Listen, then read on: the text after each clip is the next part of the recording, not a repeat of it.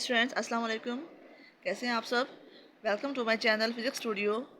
आज हम first year की जो फ़िज़िक्स है उसमें चैप्टर नंबर 2 जो है वेक्टर्स एंड इक्विलिब्रियम उसके बारे में पढ़ेंगे। जी तो स्टूडेंट्स, इसमें जो हमारा टॉपिक होगा आज का वो वेक्टर या क्रॉस प्रोडक्ट के बारे में है।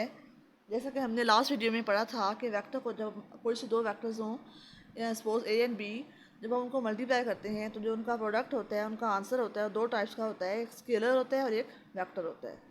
जो स्केलर आंसर हो तो उसे हम कहते हैं स्केलर प्रोडक्ट, अगर वेक्टर आंसर हो तो उसे हम कहते हैं वेक्टर प्रोडक्ट। तो आज हमने वेक्टर या क्रॉस प्रोडक्ट के बारे में पढ़ना है। क्रॉस प्रोडक्ट जैसा कि आपका नाम से शो हो रहा है कि हमने दो वेक्टर्स के दरमियान जब मल्टीप्लाई करना है तो हमने उनके दरमियान में क्रॉस लगाना है। डॉट प्रोडक्ट में हम डॉट लगाते हैं स्केलर प्रोडक्ट में, और वेक्टर या क्रॉस प्रोडक्ट में हम दो वेक्टर्स के दरमियान में क्रॉस लगाते हैं। तो इसको हम इस तरह लिख सकते हैं A cross B equal to A B sine theta N unit vector. जैसा कि इसके नाम से शो हो रहा है कि एक वेक्टर प्रोडक्ट है, और वेक्टर जो होता है उसकी लाजमी डायरेक्शन होती है, तो इसमें जो यूनिट वेक्टर एन है वो उसकी डायरेक्शन को शो कर रहा है। और इसमें जो इक्वेशन के राइट साइड पे जो ए बी लिखा हुआ है, इसमें ये ए जो है वो ए वेक्टर की मैग्नीट्यूड है और बी जो है वो वेक्टर बी की मैग्नीट्यूड है, और थीटा इन दोनों के दरमियान में एंगल है, और एन यूनिट वेक्टर इनकी डायरेक्शन को शो कर रहा है। ठीक है, तो इसके लिए लाजमी है, जैसे आप डायग्राम में देख रहे हैं कि वेक्टर ए और बी जो है वो सेम प्लेन में हैं और इनके दरमियान में एंगल थीटा है। तो अगर हमने इनकी डायरेक्शन फाइंड करनी हो, जो इसका ए क्रॉस बी का जो आंसर आ रहा है वेक्टर प्रोडक्ट, उसकी हमने अगर डायरेक्शन फाइंड करनी हो तो उसके लिए हम राइट हैंड रूल यूज़ करते हैं। ठीक है, राइट हैंड रूल में क्या होता है कि आप वेक्टर ए से अपनी फिंगर्स को कर्ल करके बी की तरफ ले जाएं।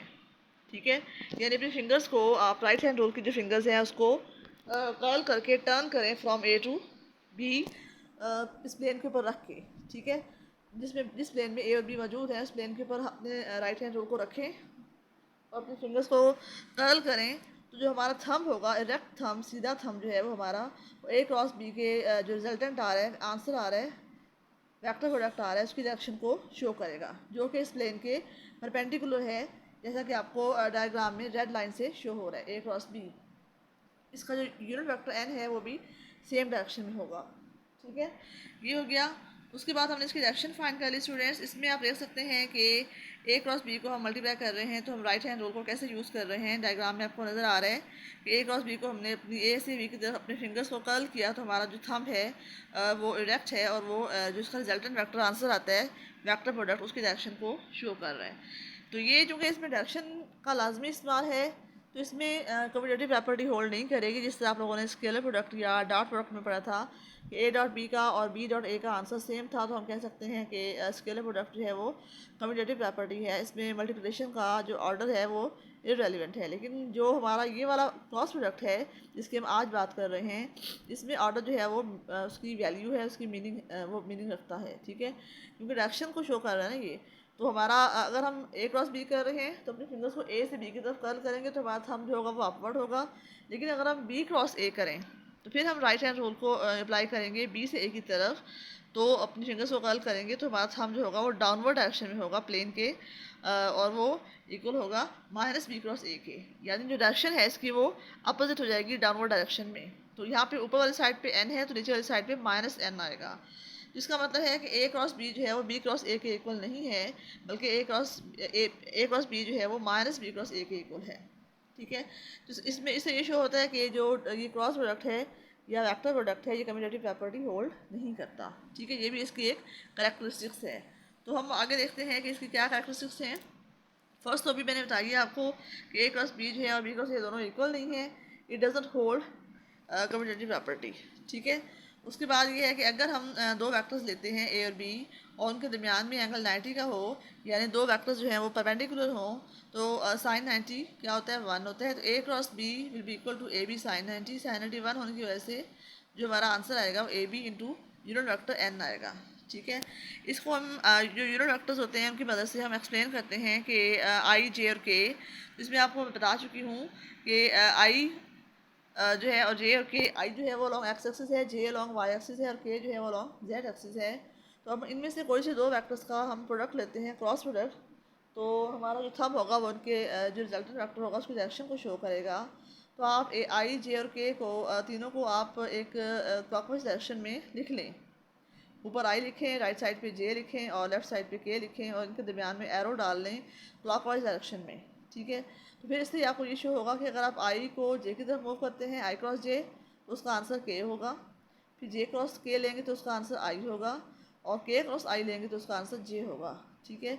तो अगर आपने इनको उल्टा मल्टीप्लाई करना है, तरतीब को चेंज करना है, तो आप क्या करेंगे कि इनके एरो के मतलब एरो तो सेम डायरेक्शन में है ना, क्लॉकवाइज डायरेक्शन में, लेकिन अगर आप उनको उल्टा मल्टीप्लाई करेंगे, डायरेक्शन चेंज करेंगे, तो फिर हमारे आंसर के साथ माइनस का साइन आएगा।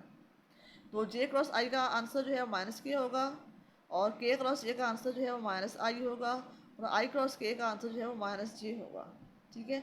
तो इससे आपको ये आइडिया हो गया होगा कि हम अगर डिफरेंट यूनिट वेक्टर्स को मल्टीप्लाई करते हैं, तो जो हमारा आंसर है वो ऐसा होगा, ऐसा वेक्टर होगा जो कि उन दो यूनिट वेक्टर्स के प्लेन के परपेंडिकुलर होगा। ठीक है। तो उसके बाद अगर हम पैरेलल वेक्टर्स की बात करते हैं, दो वेक्टर्स लें और वो पैरेलल हों, तो उनके दरमियान में ज़ीरो एंगल होगा, या फिर अगर वो एंटी पैरेलल हैं तो उनके दरमियान में एंगल जो है 180 का होगा। तो आप जानते हैं कि साइन ज़ीरो ज़ीरो होता है और साइन 180 भी ज़ीरो होता है। A cross B, A B sine zero, N unit vector, इसका आंसर भी ज़ीरो आएगा, और A B sine 180, N unit vector, इसका आंसर भी ज़ीरो आएगा। तो इसका मतलब है कि अगर हम एक वेक्टर का सेल्फ प्रोडक्ट लेते हैं, एक वेक्टर को उसी वेक्टर के साथ मल्टीप्लाई करते हैं, तो उनके दरमियान में एंगल ज़ीरो का होगा। तो साइन ज़ीरो होने की sine zero equal to zero होने की वजह से इसका आंसर जो है वो ज़ीरो आएगा। Similarly in the case of unit vectors I J K, तो अगर इनका भी हम सेल्फ प्रोडक्ट लेते हैं तो उनका भी आंसर ज़ीरो आता है।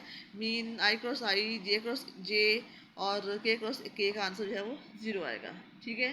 क्लियर हो गया आपको। उसके बाद ये अगर हम दो वेक्टर्स को उनका क्रॉस प्रोडक्ट लेते हैं in terms of rectangular components, तो आप देख सकते हैं कि हम ए क्रॉस बी को लिखेंगे ए एक्स आई प्लस ए वाई जे प्लस ए जेड के क्रॉस बी एक्स आई प्लस बी वाई जे प्लस बी जेड के, और हम इनका बारी बारी जो है वो क्रॉस करेंगे इनको। तो आप जो इसकी ब्रैकेट है, फर्स्ट ब्रैकेट है ए एक्स आई को मल्टीप्लाई करेंगे सेकंड ब्रैकेट की फर्स्ट टर्म से, फिर सेकंड टर्म से, फिर थर्ड टर्म से। ठीक है। तो ए एक्स आई को मल्टीप्लाई करेंगे बी एक्स आई से, ए एक्स बी एक्स इकट्ठा लिखेंगे और आई क्रॉस आई, वो आंसर ज़ीरो आएगा। सिमिलरली ए एक्स को ए एक्स आई को आप मल्टीप्लाई करेंगे बी वाई जे से, तो ए एक्स बी वाई, और हमारा आंसर आई क्रॉस जे का आंसर के आएगा। ठीक है। यहाँ पे उन्होंने शॉर्ट फॉर्म में लिखा हुआ है, आप अपनी कॉपी के ऊपर इस तरीके से मल्टीप्लाई करके तमाम टर्म्स को लिख लें। फिर हम ए एक्स आई को मल्टीप्लाई करेंगे बी जेड के से, तो हमारा आंसर आएगा A X B Z I cross K. ठीक है।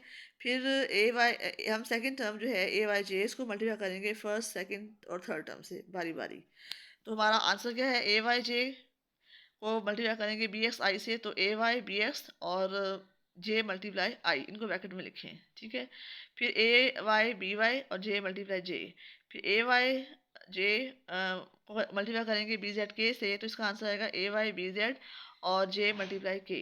तो इसमें स्टूडेंट्स आप देख सकते हैं कि जो क्वेश्चन नंबर 2.24 जो ऊपर हम देख रहे हैं, उसके अकॉर्डिंग जिन ब्रैकेट्स में आई क्रॉस आई और जे क्रॉस जे और के क्रॉस के होगा, तो वो ब्रैकेट्स जो है वो ज़ीरो हो जाएंगी। और जिन ब्रैकेट्स में आई क्रॉस जे आ रहा है उनका आंसर के लिखेंगे, जिनमें जे क्रॉस के आ रहा है उनका आंसर आई लिखेंगे, और जिनका आंसर ब्रैकेट में के क्रॉस आई आ रहा है उनका आंसर जे लिखेंगे। तो इस तरह हम सॉल्व करेंगे, और फिर हम देखेंगे कि जिन जिन ब्रैकेट्स में जिन जिन टर्म्स में आई है उनमें से हम आई कॉमन लेके, तो दोनों जो इसके फैक्टर्स हैं वो लिखेंगे। यहाँ पे ए वाई बी जेड माइनस ए जेड बी वाई में से आई कॉमन आ रहा है। फिर जिन जिन फैक्टर्स में से जे कॉमन आ रहा है उनमें से हम जे कॉमन लेंगे, तो ए जेड बी एक्स माइनस ए एक्स बी जेड में से जे कॉमन आ रहा है। फिर सिमिलरली जिनमें के कॉमन है उनमें से के कॉमन लेके तो हम लिखेंगे इसका answer A X B Y minus A Y B X into K unit factor आ रहा है। ये हमने इनको रेक्टेंगुलर कंपोनेंट्स की फॉर्म में लिखा।